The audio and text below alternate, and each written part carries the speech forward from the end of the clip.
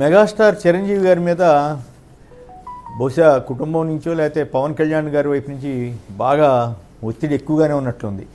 ఎందుకంటే పవన్ కళ్యాణ్ గారికి ఏమైనా భయం పట్టుకుందో ఏమో తెలియదు, కానీ ఆయన ఓడిపోతానని పిఠాపురంలో చివరికి చిరంజీవి గారిని కూడా రంగంలో దించారు. ఆయన ఒక వీడియో సందేశం ఇస్తూ పవన్ కళ్యాణ్ గారు చాలా అంత గొప్పవాడు ఎంత గొప్పవాడు, ఆయన్ని గెలిపించండి అని చెప్తూ ఒక ఇంట్రెస్టింగ్ వ్యాఖ్య చేశారు. అదేంటంటే, నమ్మిన సిద్ధాంతం కోసం తన జీవితాన్ని రాజకీయాలకు అంకితం చేశాడంట. ఏమంటే మెగా చిరంజీవి గారు మీరే ఇంత అబద్ధాలు చెబితే ఎట్లా సార్? ఆయన రాజకీయాలకు ఎక్కడ అంకితం చేశాడు? వారానికి ఓ రోజు సెలవులలో ఆదివారం షూటింగ్ లేని రోజున వచ్చి ఇక్కడ రాజకీయాలకు వచ్చేవాడు, పార్టీ ఆఫీసులో కూర్చునేవాడు, కాసేపు జగన్ని తిట్టేవాడు, వెళ్ళిపోయేవాడు. నమ్మిన సిద్ధాంతం. అసలు పవన్ కళ్యాణ్ గారికి ఒక సిద్ధాంతం ఉందండి, అది ఒక్కటి చెప్పండి. పవన్ కళ్యాణ్ గారు మొదట ఏమన్నాడు? అసలు చెగువీరా బొమ్మ వేసి తిరిగాడా లేదా? ఆ తర్వాత మీతో కలిసి ప్రజారాజ్యం అని తిరిగాడా లేదా? ప్రజారాజ్యంలో మీరు ఎవరెవరిని తిట్టారు? అందరిని తిట్టారు కదా, మీరు కాంగ్రెస్లో కలిపారు కదా, సరే అది వేరే విషయం. కానీ పవన్ కళ్యాణ్ గారు అప్పుడు ఎవరిని పడితే వాళ్ళని తిట్టాడు కదా, మళ్ళీ వాళ్ళందరితోటి కలిశాడా లేదా? మరి ఇప్పుడు ఇంతకీ 2014 వచ్చేసరికి తను పోటీ చేయలేదు. పోటీ చేయకుండా చంద్రబాబు గారిని ఎందుకు బుధానేసి మోసాడు? అవసరం ఏముంది అంటే? అప్పుడు అందుకే కదా ఆయన్ని ప్యాకేజీ కోసం చేస్తున్నాడనో ఇంకోటనో విమర్శ చేస్తున్నారు. Right, okay. ఆ తర్వాత ప్రశ్నించడానికే వచ్చానన్నాడు. ఓకే, ప్రశ్నించాడా? ఎక్కడ ప్రశ్నించలా. అమరావతి రాజధాని భూములు లాక్కుంటారా అని చెప్పి చంద్రబాబు గారిని ఇక్కడ నానా విమర్శలు చేశారు. హైదరాబాద్ వెళ్ళిపోయి ఆయనతోటి సంప్రదింపులు జరుపుకుని హ్యాపీగా కామ్ అయిపోయారు. అంటే నమ్మిన సిద్ధాంతం కోసం. అసలు ఏమిటి ఆయన సిద్ధాంతం చెప్పండి? అమరావతి రాజధాని కుల రాజధాని అని అనడంలో ఏమి సిద్ధాంతం ఉంది? నా కళ్ళకి విశాఖపట్నమే రాజధాని అని చెప్పడంలో ఏం సిద్ధాంతం ఉంది? రాయలసీమ వాసులకి అమరావతి ఎట్లా రాజధాని అవుద్దని ప్రశ్నించడంలో ఏం సిద్ధాంతం ఉంది?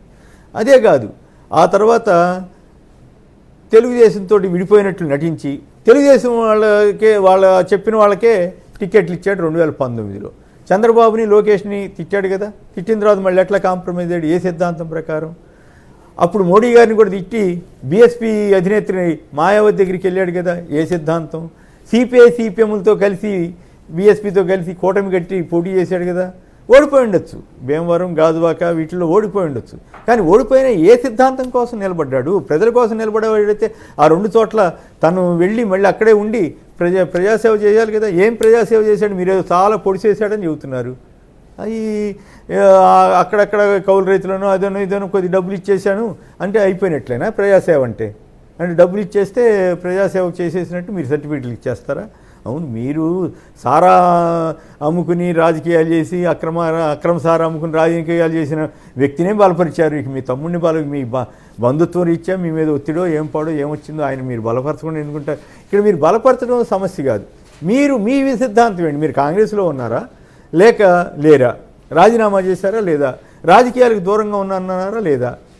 అట్లాగే చంద్రబాబు గారిని, లోకేష్ గారిని అంత అవినీతి పరులు లేరు, నా తల్లిని దూషించారు అని నాకు గుండు కొట్టించానని చెప్పి ప్రచారం చేశారు. పరిటాల రవి పేరు చెప్పినట్లేదు, కానీ వాళ్ళు గుండు కొట్టించారు ఆయన మనుషులు అని చెప్పి తెలుగుదేశం వాళ్ళే ప్రచారం చేశారు. ఆత్మగౌరవాన్ని కూడా వదులుకుని మళ్ళీ చంద్రబాబు గారితో కలిస్తే మరి వీళ్ళంతా అందుకే కదా ప్యాకేజ్ స్టార్ అనో ఇంకోటనో మ్యారేజ్ స్టార్ అని రకరకాలుగా అంటుంటారు కదా. వాటన్నిటికీ మీరు వివరణ ఇచ్చి ఎస్ పవన్ కళ్యాణ్ సిద్ధాంతం ఇది అని చెప్పండి. మీరు చెప్పండి, ఆయన సిద్ధాంతం దళితవాదమా, అంటే మాయావతిదా, వామపక్షవాదమా, లేక చెగువీరవాదమా, లేక మనువాదమా, లేక భారతీయ జనతా పార్టీ సిద్ధాంతమా?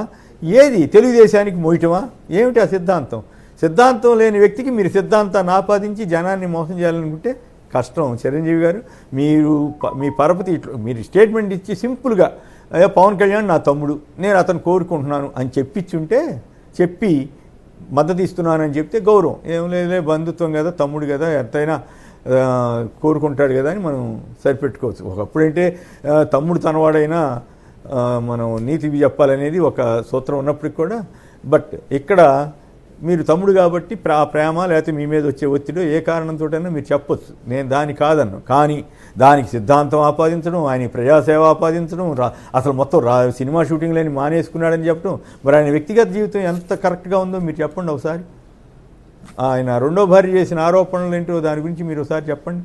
అంత గొప్పవాడైతే ఇక్కడ వ్యక్తి పోని ఆయన రాసింది, ఆయన 10th క్లాసో ఇంటర్మీడియటో లేదా ఎస్ఎస్సియో ఏం చదివాడో మీరన్నా చెప్పండి. అప్పుడు కొంత నమ్మకం ఉంటుంది. ఆయన గెలుస్తాడా ఓడతాడా అన్న దాంతో నిమిత్తం లేదు.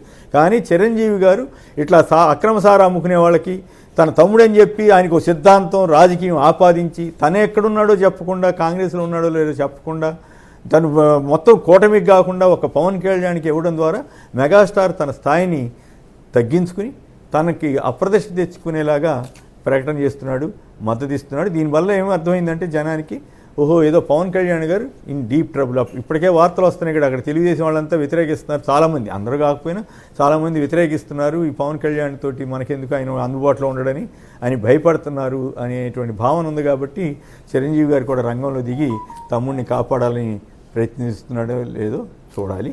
ప్రయత్నిస్తున్నట్లుగా కనపడతా ఉంది. బట్ దీని ఫలితం ఏ రకంగా ఉంటుందో చూడాలి.